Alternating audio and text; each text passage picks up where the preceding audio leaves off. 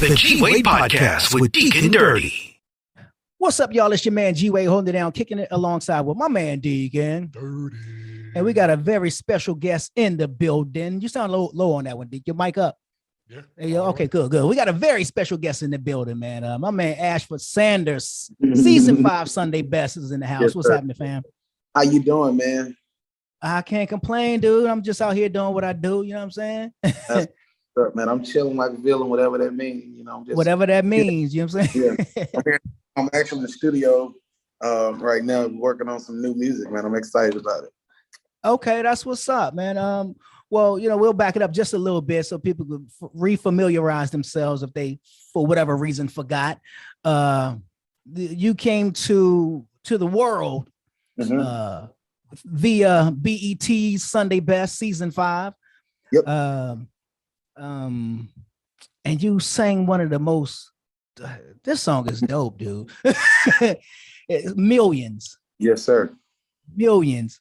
I wish I could quote the lines to it, but I know it referenced wanting to be a part of the number, more or less. Right. You know what I'm saying? Yeah, I'm saying. Now I wanted to ask this question. We'll back it up, but I wanted to ask this question about the song. Is that an original?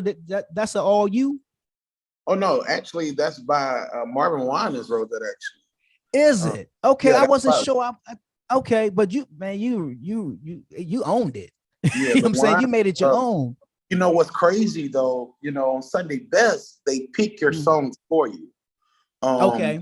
And so I remember going into the rehearsal and Big Jim and Daniel, those guys, they handed me the music to that song. And the way I sung it on the show is not actually how they gave it to me. They gave it starting with the if I can just make it up there. I was supposed to do all that. They'll probably be 1,000 and I want to die on the day. And then I was just supposed to say, millions didn't make it. I was one of the ones who did. And that was supposed to be it. Right. I looked at him and I said, I don't like it. And he was like, he sat back. He said, well, what you want to do? Right. And I said, started at the they'll probably. And I said, then I'll just keep saying millions to make it. And he was like, well, what you gonna say though? I said, I don't know, I'll make something up. Oh, wow. So that's what I did on the show. That night, standing on the stage, my mind began to roam. Just a few weeks ago, I was standing in an audition line. It just flowed after that. Wow. Yeah. No, dude, right now you just saying it gave me a chill. Just dang. Yeah. Wow. All right, let's back it up a little bit. So you're from Mississippi. I come from a Post family. Yeah, we come from right out there, Way Road, Canton, Mississippi. My granddad had chickens and all that other stuff. That's what's up. You know, and I was watching, I was doing some research and I was kind of watching an interview here, reading some stuff. And you had talked about some stuff, I guess, starting off somewhere around the age of 22, where a lot of chaos or dysfunction was happening in your family and that sort of thing? Yeah, we had, my family was at odds over some houses and land. Some folks mad because some folks got more than what they got, and they feel like because you got it, you're supposed to give it to me. And I was trying to please everybody, trying to be the answer to everybody else's problems. Ended up with high blood pressure, and ultimately kidneys end up being damaged and ultimately failing because of high blood pressure. Now my blood pressure normal, I ain't took blood pressure medicine in over probably 8 years. Oh, wow. Praise God. Yeah. So, it was just like I went through that process, and but nevertheless, God has still allowed me to accomplish some great things. Dialysis. I've been on dialysis since 2010, maybe.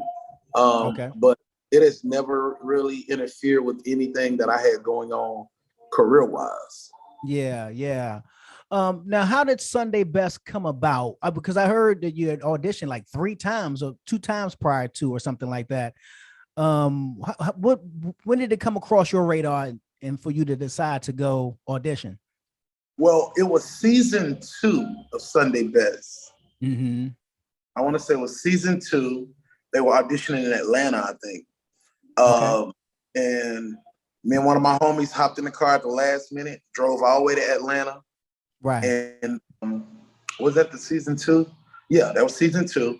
And right off the bat, I made it through the first round. You have to go through 3 rounds. I made it through the first round, second round. Boom, nope, they sent me home.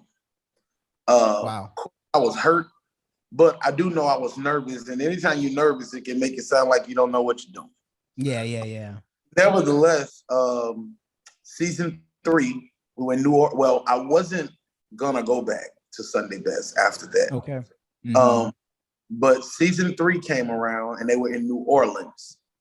And in Jackson, Mississippi, there was a station called 95.5 Hallelujah FM.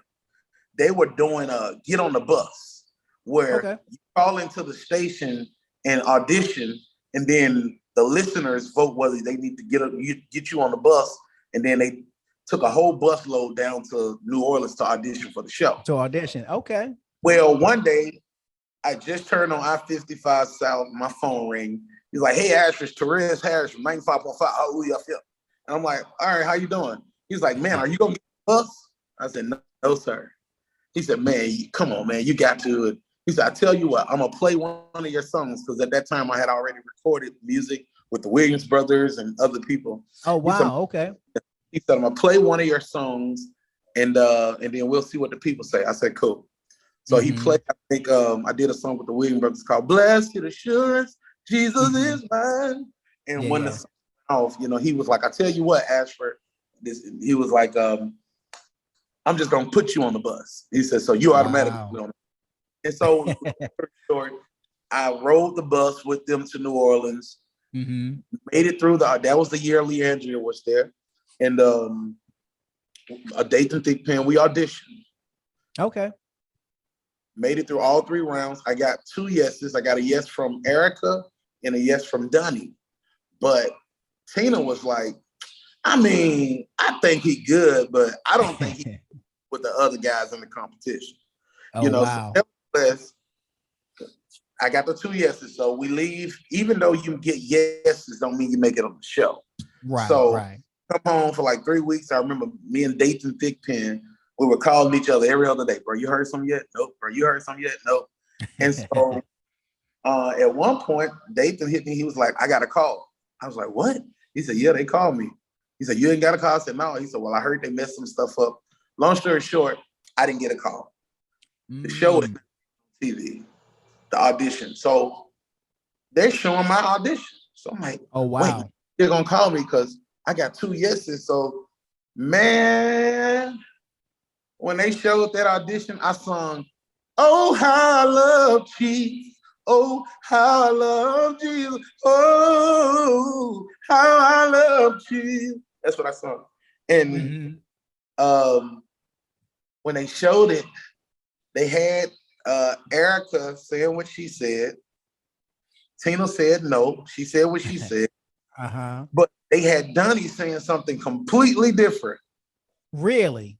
They edited it. And so they had Donnie saying to me, "Well, I'm going to say, my brother, no.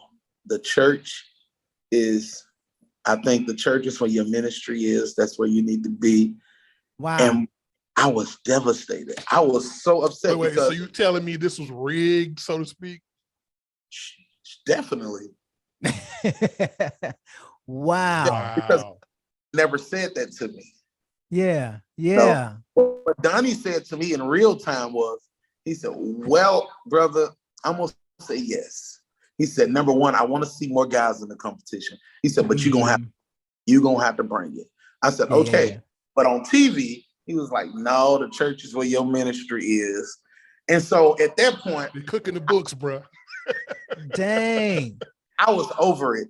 I was done. I was through. Did it give you a bad taste for the music biz or the industry or anything? Like, man, this whole thing is fake. I don't think for me it reflected the entire industry.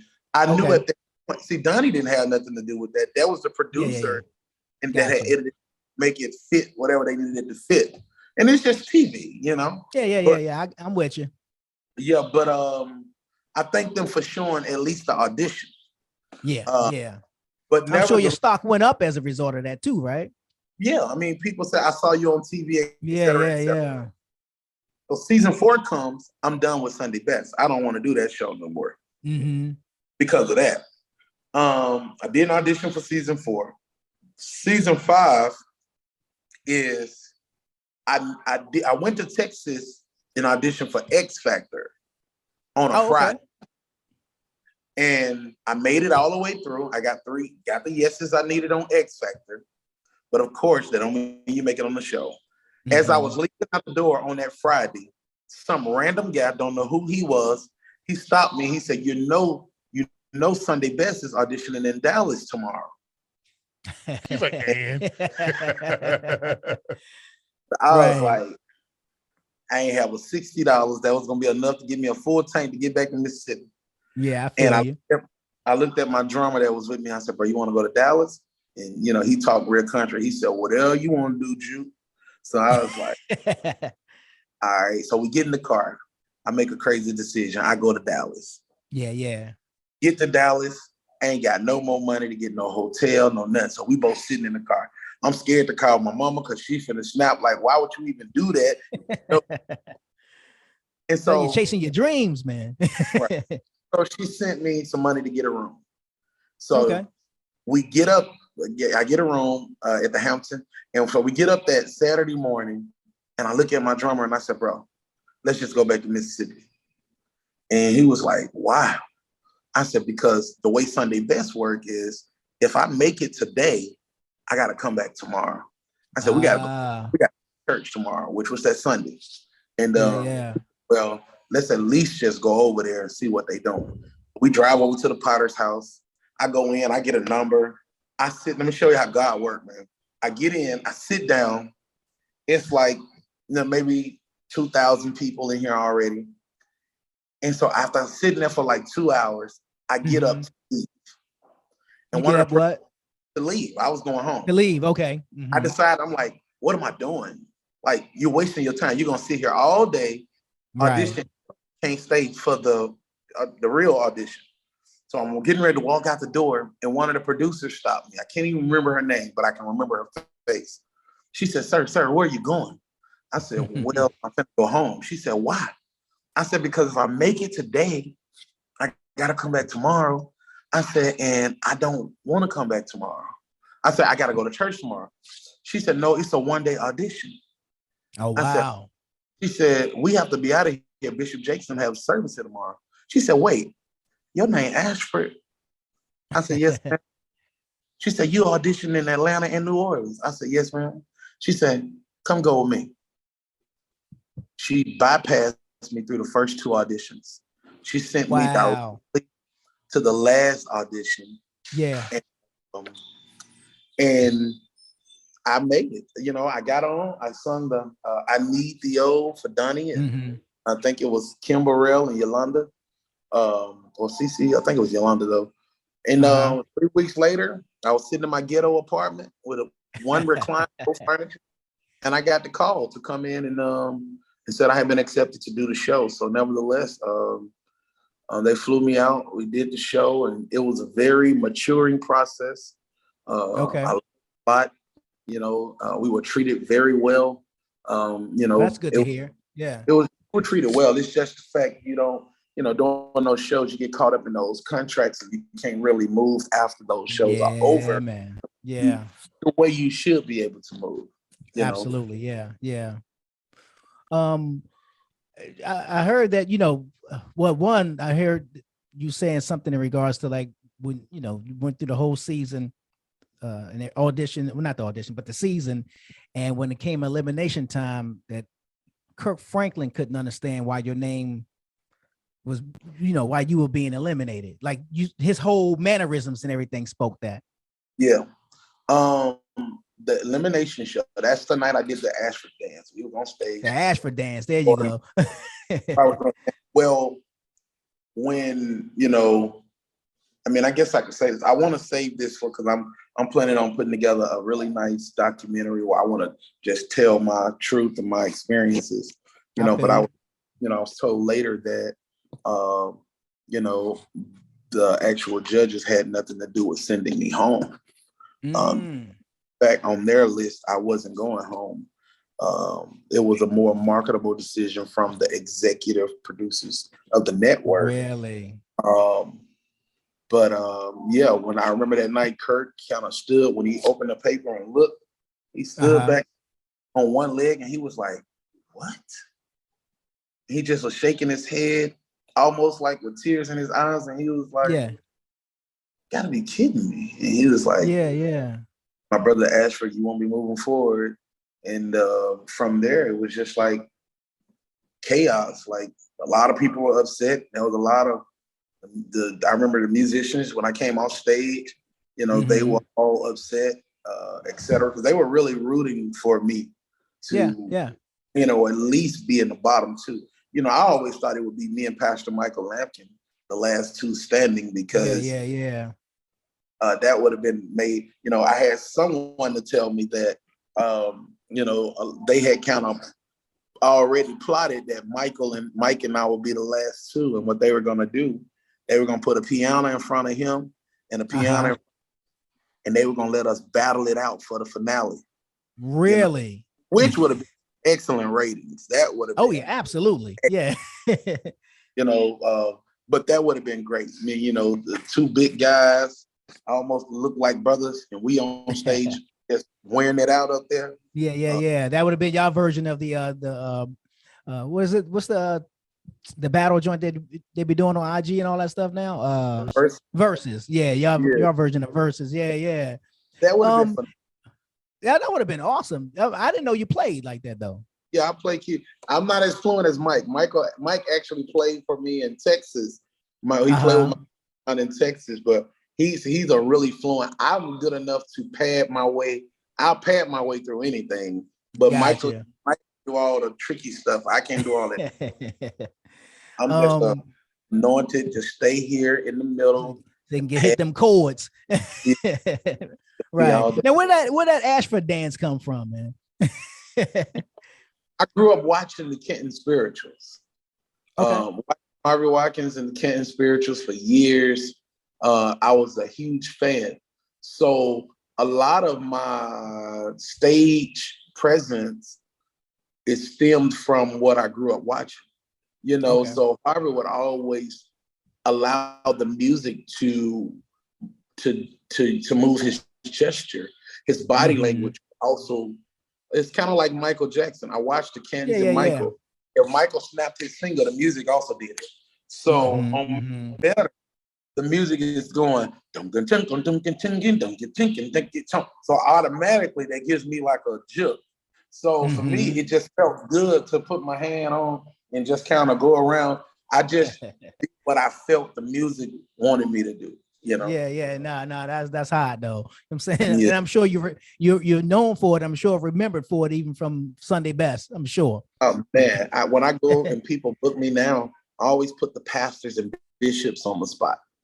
And I remember Bishop Ellis before his passing. Bishop Delano Ellis out of Cleveland.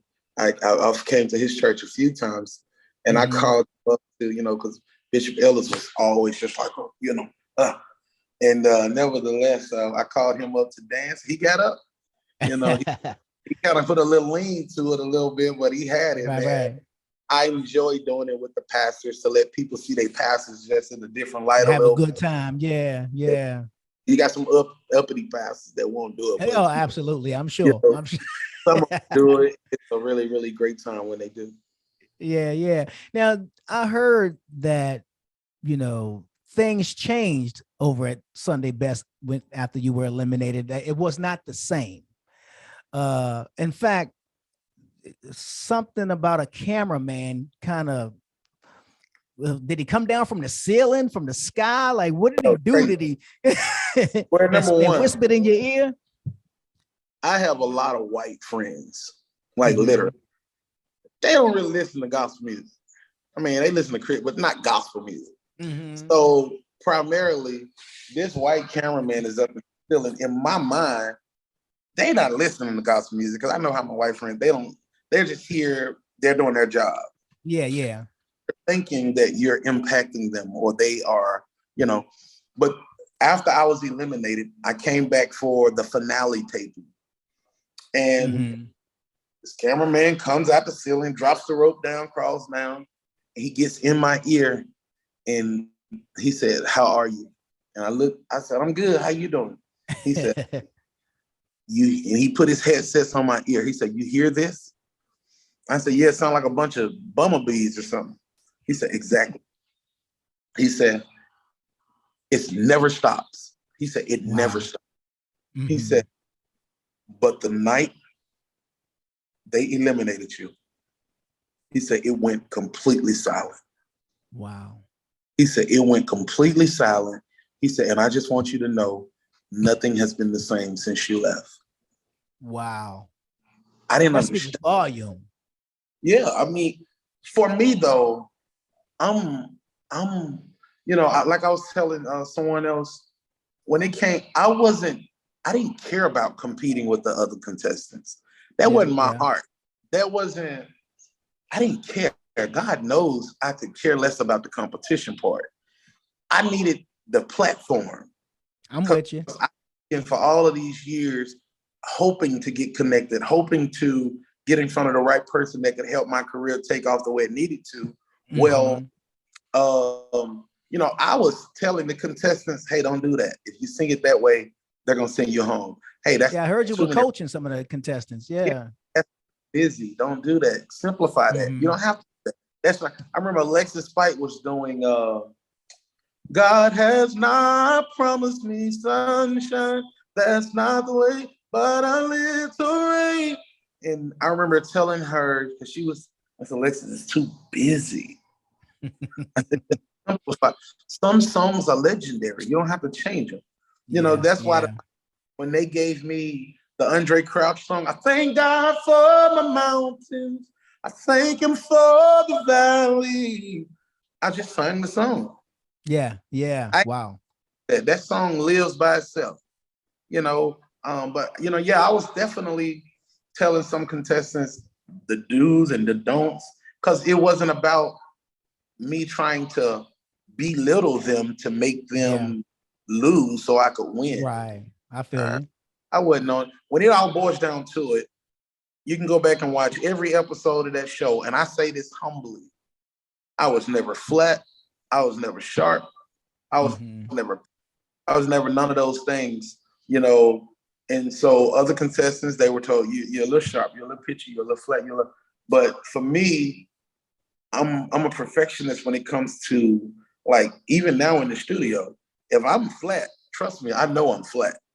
Or if I'm sharp, I know I'm sharp. I'm gonna hear and I'm gonna, so I mean, it is what it is. That show I call that show a blessing and a curse. Why so? The blessing part of it is it exposes you and it matures you to another level of ministry. Gotcha. The curse part of it is it restricts you from being able to further your ministry in an effective way without like repercussions or something like that. Yeah. So I had other opportunities, other TV opportunities, other stage that I could have been a part of, but I couldn't because at that time, one of my manager worked for BET. I don't want to call her their name, but worked for BET. Part of me now feel like never had my best interest at heart. And it shows, and that now it makes sense as to why nothing was ever done to help further my career. I remember saying to my manager, I brought some ideas and I was like, I would love to do this. I would love to be on the red carpet. And the response was, yeah, sounds good, but probably not going to happen. And the issue was why? Like, literally, I was headlining events with Josh. Josh won the show. Yeah. But there were events where I was actually closing out the event. You know what I'm saying? But for me, it's like, that show prohibited a lot. It put a little fear in you because you're scared to make certain moves. Yeah. Lawsuit emails from the attorney saying we will sue you. I would get my way to an event, to a concert, and the promoter would be like, before we can let you sing, you got to sign this waiver. They even got a notice from the attorneys at BET saying we will sue you. Blah. So it put me in a bad space. It almost interrupted my passion to want to do this. Yeah, I can imagine. So the contract basically puts you in a holding pattern for like 5 years or so, and it owns your likeness, your name, and everything. Right. And so because I remember when we went over the contracts with the attorneys, but the way it was like this. All right, turn this over. All right, this says this right here, such and such, such and such. Okay, you can go down to that third paragraph, such and such, such and such. Okay, the next page. All right, we don't have to go over that. Just skip that one. All right, go to this page, blah, blah, blah, blah, blah. And so we're just excited because we about to be on TV. We about to do what to do.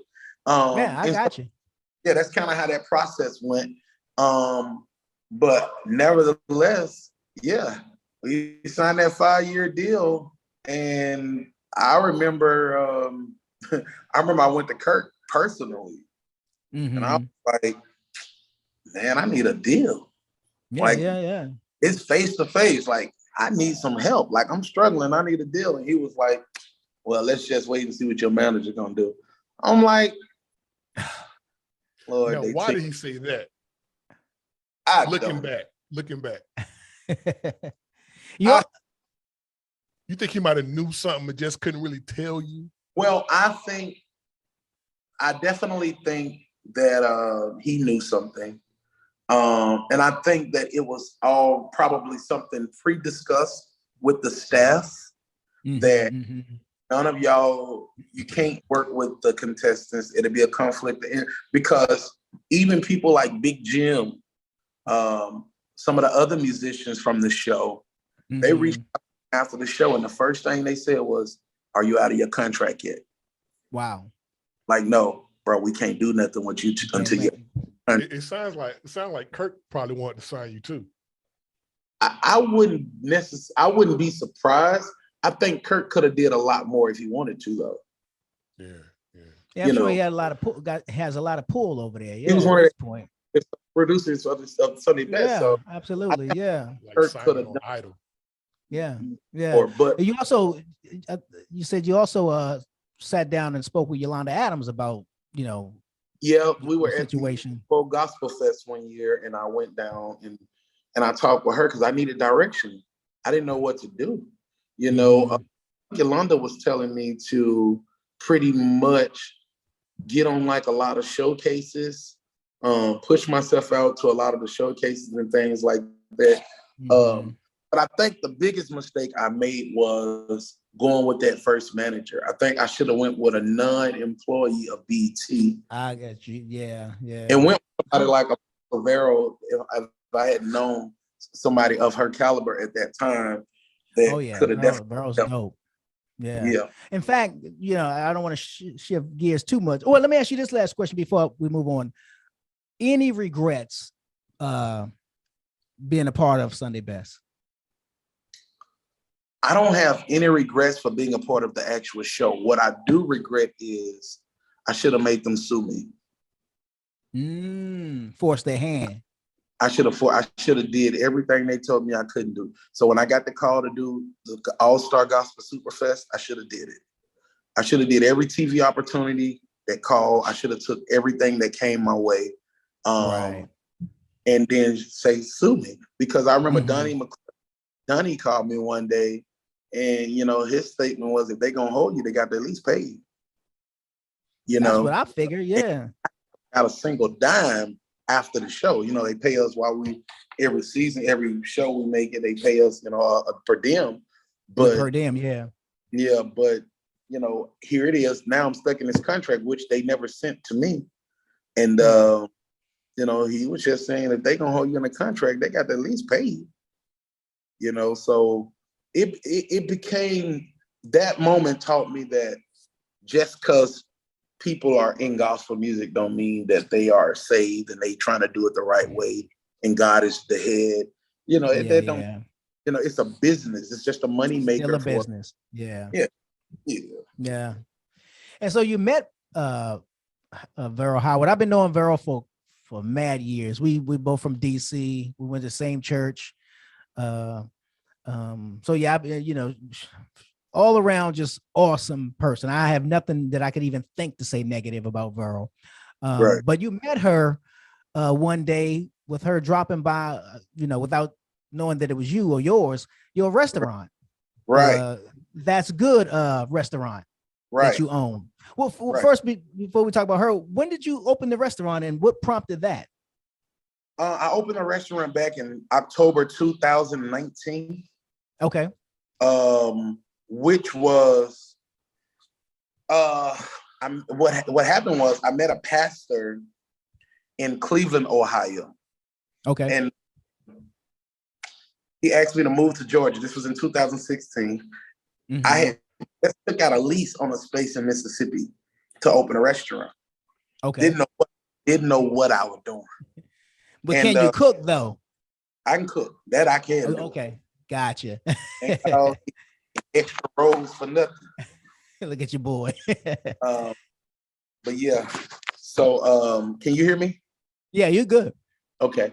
All right. Somebody keep, interrupting me. But anyway, yeah, so I went to Cleveland to do a benefit concert for a promoter who had brought me up there. He was on his sick bed. And this pastor come to me and asked me would I consider moving to Georgia to be his worship leader. And I said, no. Yeah, I said, no, sir. And he was like, it ain't nothing I can do to change your mind. I said, no, sir. Wow. And so can I at least have your number? I gave him my number. And he called me a week later. And long story short, he talked me into moving here. And we started. Then when I get here, the church don't exist. He's starting the church from scratch. And so I'm like, okay. So he 100% took care of me, made sure I was good. And then once we did get the church running, in about 2 years, the church, it just wasn't working. And so he came to me and he said, man, you stopped your life in Mississippi and you came here. He said, is there anything I could do for you? I said, I need a restaurant. And he said, find a location. And so ultimately, that's how I got my restaurant. Wow. He gave me my first restaurant, and we're about to open another location probably in late September or early October of this year. Really? Yeah. Yep. It's called That's Good. Yeah. Tell them where your first location is. The first location is at Stonecrest Mall. That's at 2929 Turner Hill Road, Lasonia, Georgia. We're inside of the food court of the mall. And we got beans, green to make. No, I'm just playing. No, we do. You name it. You know what I'm saying? Got all that good soul food in there. I think Apostle Vero, she had got some turkey wings and she ended up having to get us some more before she left. I believe in seasoning, and like I tell people, it ain't healthy, but it's good. It's good. That's important. That's most important. You know what I'm saying? It's good food. Yeah, somebody came up the other day. She said, you have a vegan menu? I said, ma'am, this is a soul food restaurant. Mm-hmm. I go to McDonald's and ask for tacos. Yeah. To tell her don't be offensive now. She'll be being all offensive and stuff. You know what I'm saying? Yeah. I think I'm going to add something for the vegan people.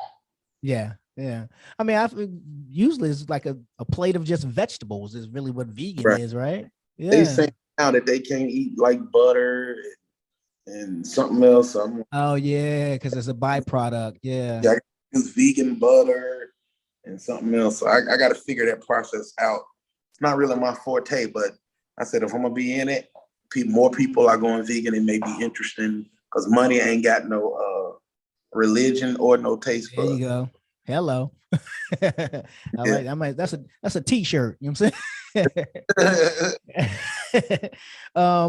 So she just happened by is what happened with Vero. But so how did the connect happen though? Were you back there singing? I wasn't at the time. A young lady and a guy named Marquise that was with her. Okay. The young lady, Drina, she recognized me. She said, "Where do I know you from?" And I said, "I don't know." Because I never tell people I was on Sunday Best unless they ask. I know. And so then Marquise was like, "It ain't Ashford." I said, "Yeah." And she said, "You was on Sunday Best." I was like, "Yeah." So of course, Apostle Howard still didn't know. She was somewhere speaking in tongue over there, you know. So anyway, with that being said, Drina was like, "What you sing for us?" Mm-hmm. So I always get the Bluetooth speaker and I be singing up front. And so I got it.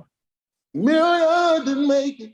And from there, they invited me to the Gospel Hip Hop Awards that night, which I wasn't going to go to, but I ended up going. And from there, was glad I did go because I got a chance to meet some key people. And fortunately now, me and Apostle, we're working together.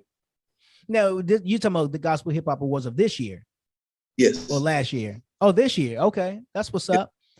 I should have pulled up. I'd have seen you. I'd have met you there. You know what I'm saying? Yeah. But I was doing some other things. But that's what's up, man. So, and you're also talking about writing a book about your family.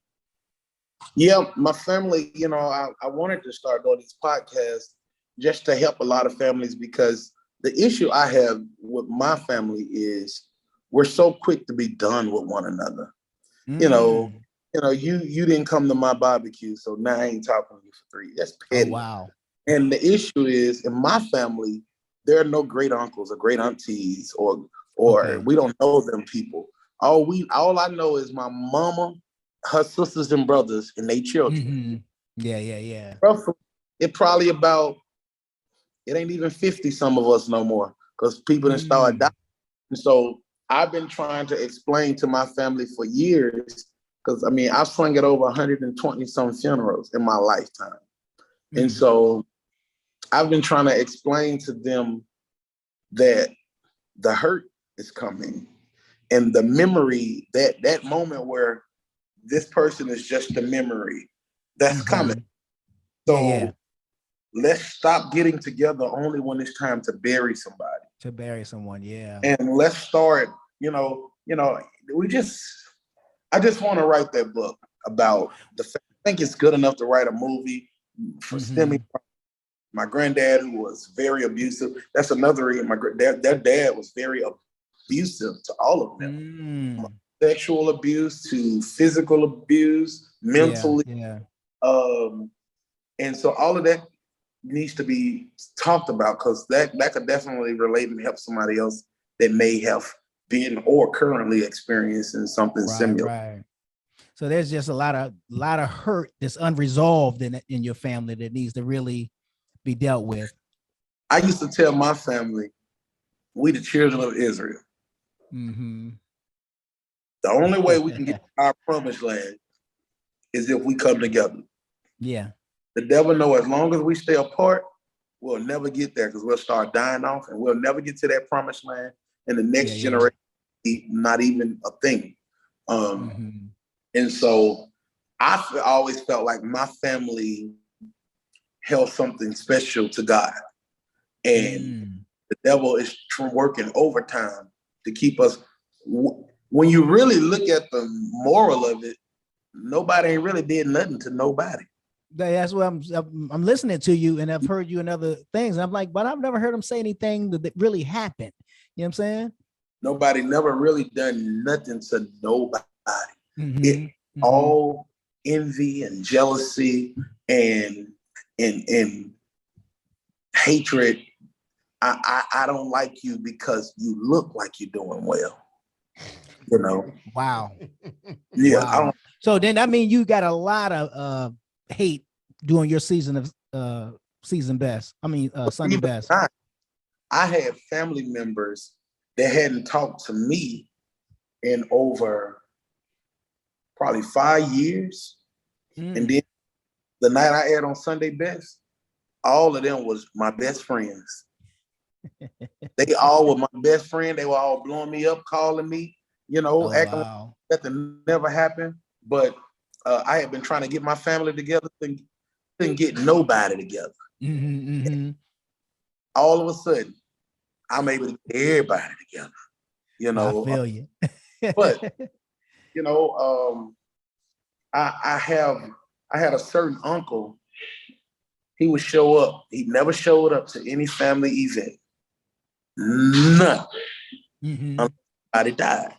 When they died, Wow. he the first.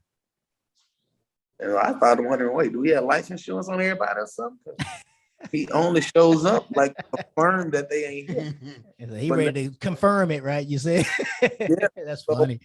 You know, so I called him out, you know, for it, you know, like, come on, man, y'all, come on. Where are the leaders in this family, bro? Yeah. You know, you got one life. Mm-hmm. You get a few days on earth, and you got one. I don't want to feel that with hatred, bitterness, trouble, anger. I ain't got time for that. Let's enjoy our life. Let's enjoy our time, you know. Yes, sir. Mm-hmm. But yeah, that's where I am with that. I feel you. Something about the name Jesus. Mm-hmm. You sat and had a whole restaurant lit. Yeah. On prom night. On prom night.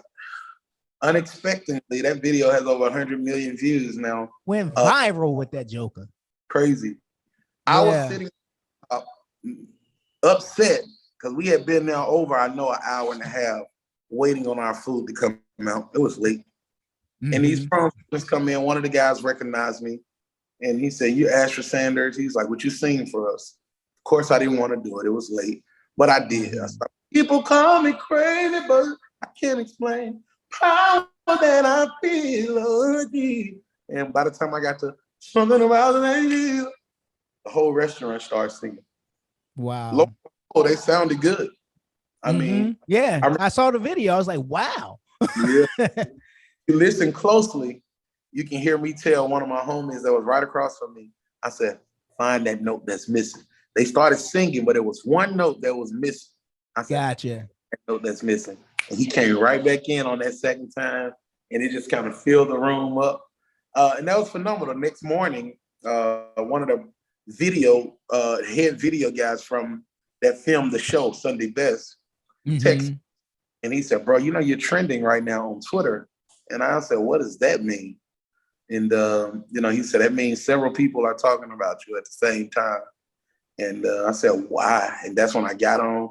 Media Takeout had claimed the rights to that video. Ain't that crazy, man? Went crazy viral, yeah. Yeah, but even that, what you just say about Media Takeout, I'm like, that's crazy that they were able to claim the video and basically make money off of it at that point. Make money off of it because it got a lot. I remember Mario Winans hit me up. Well, actually on Instagram, a bunch of people were reaching out saying, "Bro, Mario Winans is trying to get in touch with you. Mario Winans is trying to get in touch with you." And I'm like, "Who is Mario Winans?" And so that's when I Googled him and I was like, "Oh, you should let me know." Wait, yeah, that's the is that the right song? No, I don't want to know if you're playing me, keep it on the low. That joint, yeah. Yeah. And so I was like, cool, he works with Bad Boy, so right. Me and him talked and he was like, "Bro, you got to let me do a record with you." I was like, "All right, let's do it." He's a dope producer. Yeah, but then we ain't did nothing else. We've talked a few times since, but I guess it'll happen whenever it's supposed to happen. Yeah. Well, right now you in the studio. Yep. So you're definitely working on a project now. I am working on a new project. Actually, I'm working on a single. I'm working on a few singles right now. Torn between this one here. It's called "Do You Really Exist?" Which stems from a conversation I had with, when I moved to Georgia, I met a lot of atheists and I met a lot of Scientologists and a lot of people had been damaged by the church. Yeah. So after having conversations with them and hearing their perspectives, my mindset started trying to write from their perspective. Gotcha. And so I wrote the song called "Do You Really Exist? Or Is This Just a Myth that You exist?" So the song just saying, I need you to show me because I've been praying, I've been crying, I've been fasting, but yet I'm still in the same place. And so I need you to show me something. I've been to church, but the pastor seemed to be living more hellish than I am. So that ain't working for me either. So God, you got, but it's a really dope song. I think it's gonna be a really nice radio record. Okay. And you know, since you mentioned it, and speaking to, like you said, Scientologists and atheists and so on, what is like an overall theme, if any, that you've gotten out of those type of conversations? Like, what was the thing that kind of stood out the most about why they, you know, don't believe, or, you know, left the church or whatever? I think that they are broken. You know, I have another song called Broken. Broken, the song says, I'm tired of religion. I'm tired of denomination. I'm tired of division.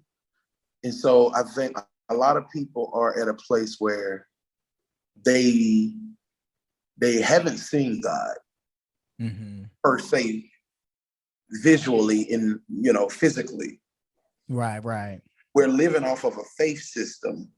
Facts. But a lot of times when I go to a church and I see this pastor or this worship leader and I'm holding them to a certain standard in God, and then I realize, wait, I might be closer to God than they are.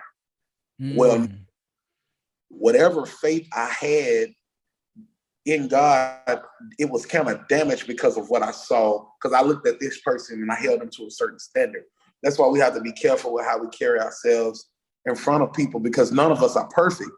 Yeah, true. But for us who are mature in God, we understand we're not perfect. People who are trying to find God, they don't necessarily understand it the way we understand it. So they see us and don't see us making mistakes, or don't see us, you know, making some of the same choices that they make. But yeah, some of them were just, I had one guy to tell me, he said, my granddad was a pastor. He said, and I was like, ain't no way there could be a God. He said, because I saw my granddad in the pulpit and I saw him at home. He said, so I'm like, oh no, ain't no way. And literally, he was just 100% like, forget, he said the other word, but forget God, you know? And I was like, wow. Because how do you help him? Yeah. You know? Nah, I feel you. Wow. Yep. So in the studio now, working on a couple of singles right now. When can we expect anything to hit the air? You know, hit the market tonight. I'm gonna be done. Okay. Once I get this to Apostle, and you know, we talk with whatever radio people would decide to go with. Hopefully, this thing can be out within a matter of a week or so. Okay. You know, I'm definitely looking forward to do what it's supposed to do. With the right energy behind it. The song is absolutely phenomenal. I think it's phenomenal. Right. You know, I got a guy named Tierre Harris. He's co-producing it with me. Matter of fact, we wrote this song in 2020. Right during the pandemic. You know, he started playing a groove. I was laying on the couch halfway asleep, and I started thinking about that conversation. And I started asking the question, where are you? I don't know what to do. Can you hear me? Do you see me? Can you feel me? Do you want me? You know, and it's just, it's nice. You know? Wow. Yeah. I want to hear that. Just from that, I want to hear that. Yes, sir. So you got the new music coming. Anything else on the horizon? Any film, any television? Well, we're working on that, man. I actually just got a call yesterday to possibly do the ending scene of a film, and he hit me back up last night and said that he's still going to reach out. So I don't want to give too much information, but definitely we're working on ain't no limits over here. I'm like Master T. Yeah. Over here. That's what's up. Whatever door God, I always said, you know, I've done plays and things like that. So I'm definitely interested in anything as far as art, entertainment, acting, singing, all of that type of stuff. I'm down for it. Yeah, that's what's up. So where can people find out more about? Yeah, I know you have some previous music. Where to find you on social media, all that good stuff. Websites. Where can they find you? I'm Ashford Sanders at yahoo.com. Okay. I'm Ashford Sanders at yahoo.com. That's my email. But you can find me at Ashford Sanders everywhere. like everywhere. Twitter, Facebook. Also, if you are interested in booking me, you can call Apostle Vera Howard at 910-644-1824.